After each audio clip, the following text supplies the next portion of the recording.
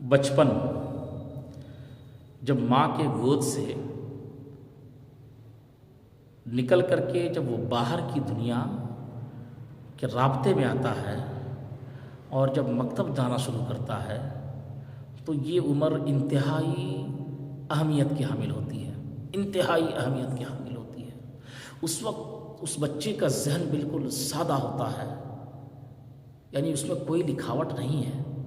آپ جو لکھنا چاہیں گے وہی اس کے ذہن میں لکھاتا چلا جائے گا۔ اس لیے مکتب میں جب بچے آئیں تو انہیں چھوٹا سمجھ کر کے نظر انداز نہ کر دیں۔ ان کا ذہن بالکل سادہ ہے، وہ آپ کے قول و فعل، گفتار، کردار کو دیکھتا ہے۔ جو بڑوں کو دیکھتا ہے وہی چیز سیکھتا ہے۔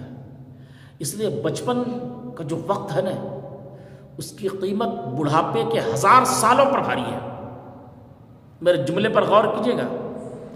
بچپن کا 1 گھنٹہ بڑھاپے کے 1000 سالوں پر بھاری ہے۔ جو بوڑھا ہو جاتا ہے نا، اس کو سیکھنے میں بڑی پریشانی ہوتی ہے، بہت پریشانی ہوتی ہے۔ لیکن یہ جو بچپنا ہے، جو بچے کی عمر ہے، یہ ذہن ایسا ہوتا ہے کہ آپ جب پڑھائیں گے تو آپ دیکھیں گے کہ جلدی سیکھ بھی لیتا ہے۔ زبان صاف ستھری ہو جاتی ہے۔ ہم نے دیکھا ہے، بڑوں کو بھی پڑھا کر کے دیکھا ہے، بچوں کو بھی پڑھا کر کے دیکھا ہے۔ بچے کے 4-5 دن کے مشق میں بچے کی زبان درست ہونے لگتی ہے۔ لیکن بوڑھوں پر اگر سالوں سال بھی اگر آپ وقت دے دیں تو ان بوڑھوں کی زبان درست نہیں ہو سکتی ہے۔ اس لیے بچپن کا جو وقت ہے نا، اس کی اہمیت کو سمجھیں۔ ماں باپ اس کی اہمیت کو سمجھیں، اور جو بچے ہیں ان بچوں کو بھی چاہیے کہ اس وقت کی قیمت کو سمجھیں۔ کتنا قیمتی یہ وقت ہے۔ آپ جو چاہیں گے بن سکتے ہیں، آپ جتنی چاہیں گے محنت کر سکتے ہیں، اور جب محنت کریں گے اس کا پھل یقیناً آپ کو ملے گا۔ آپ نے دیکھا ہوگا کہ جتنے بھی لوگ ہیں، چاہے محدث، مفتی، عالم، بڑے بڑے، وہ سب بچپن ہی سے پڑھتے ہیں۔ کسی کو آپ نے دیکھا کہ 60 سال کی عمر کے بعد کوئی عالم اور حافظ مفتی بنا ہو؟ آپ نے نہیں سنا ہوگا۔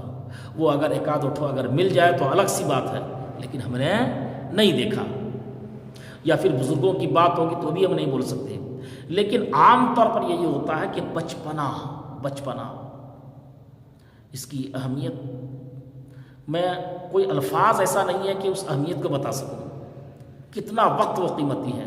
بس یہ سمجھ لیں کہ بچپنا کا 1 گھنٹہ کا وقت بڑھاپے کے 1000 سالوں پر بھاری ہے۔ آپ اندازہ کر رہے ہیں کتنی اہمیت کا حامل ہے یہ۔ اس لیے